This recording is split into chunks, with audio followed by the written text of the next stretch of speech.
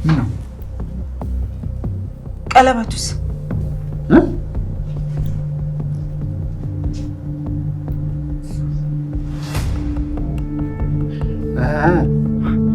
ማታ ጂም ረስቼው እኮ እንዴ ሶል አይዞሽ ማሪ፣ ዛሬ አመጣዋለሁ።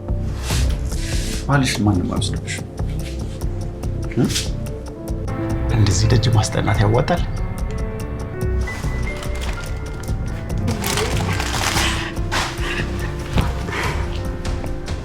እንዴት እንደናፈከኝ ብታውቅ።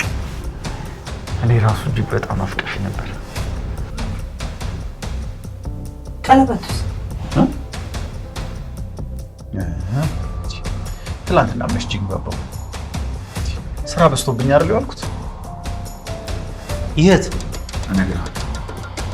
እዛ ትሄድና አፍንጫቸው ገብተህ አይምሯቸውን አማስለህ በእጅ እግር ብለህ አንድ ሆቴል ውስጥ የወደቀ ቀለበት ትቀበላለህ።